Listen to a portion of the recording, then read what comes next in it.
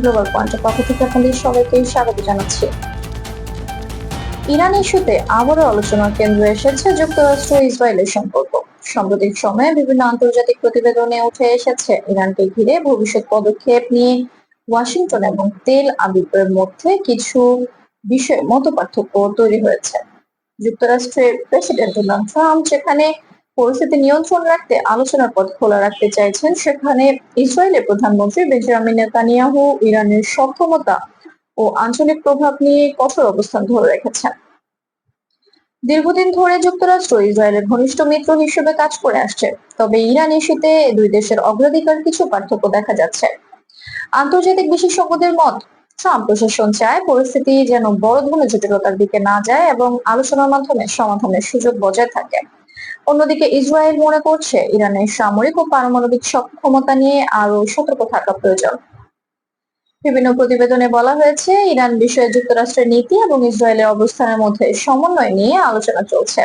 তবে এখন পর্যন্ত এমন কোনো নিশ্চিত তথ্য পাওয়া যায়নি যে কোনো পক্ষ যুক্তরাষ্ট্রের অবস্থানকে সরাসরি উপেক্ষা করে বড় ধরনের পদক্ষেপ নিতে যাচ্ছে।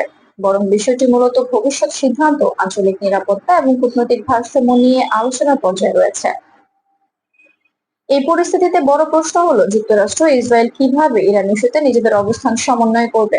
ট্রাম্প প্রশাসনের জন্য একটি বড় চ্যালেঞ্জ হলো মধ্যপ্রাচ্যের স্থিতিশীলতা বজায় রাখা এবং একই সঙ্গে মিত্র দেশগুলোর নিরাপত্তা বিষয়কে উদ্বেগ গুরুত্ব দেওয়া। অন্যদিকে নেতানিয়াহুর সামনে রয়েছে দেশের নিরাপত্তা উদ্বেগ এবং আন্তর্জাতিক সম্পর্কের মধ্যে ভারসাম্য বজায় রাখার বিষয়। ইরানও এই পরিস্থিতি গভীরভাবে পর্যবেক্ষণ করছে। দেশটির পক্ষ থেকে বিভিন্ন সময়ে বলা হয়েছে তারা নিজেদের স্বার্থ ও নিরাপত্তার বিষয়গুলোকে গুরুত্ব দিয়ে সিদ্ধান্ত নেবে। একই সঙ্গে আন্তর্জাতিক সম্প্রদায় চাইছে মধ্যপ্রাচ্যের পরিস্থিতি যেন আরো জটিল না হয় এবং আলোচনার মাধ্যমে সমাধানের সুযোগ বজায় থাকে। বিশ্লেষকদের মতে এই পরিস্থিতির প্রভাব শুধু মধ্যপ্রাচ্যের রাজনীতিতে সীমাবদ্ধ থাকবে না, জ্বালানি বাজার, আন্তর্জাতিক বাণিজ্য এবং বিভিন্ন দেশের কূটনৈতিক সম্পর্কেও এর প্রভাব পড়তে পারে। বিশেষ করে গুরুত্বপূর্ণ নৌপথ ও জ্বালানি সরবরাহ নিয়ে বিশ্বের বিভিন্ন দেশ সতর্ক দৃষ্টি রাখছে। সব মিলিয়ে ইরান ইস্যুতে যুক্তরাষ্ট্র ও ইসরায়েলের সম্পর্ক এখন একটি গুরুত্বপূর্ণ পর্যায়ের মধ্য দিয়ে যাচ্ছে। ট্রাম্পের কূটনৈতিক অবস্থান এবং নেতানিয়াহুর নিরাপত্তা কেন্দ্রের দৃষ্টিভঙ্গির মধ্যে কিভাবে সমন্বয় তৈরি হয় সেটি এখন সবচেয়ে বড় বিষয়। আগামী দিনের সিদ্ধান্তগুলো নির্ধারণ করবে মধ্যপ্রাচ্যের রাজনৈতিক পরিস্থিতি কোন দিকে এগিয়ে যাবে।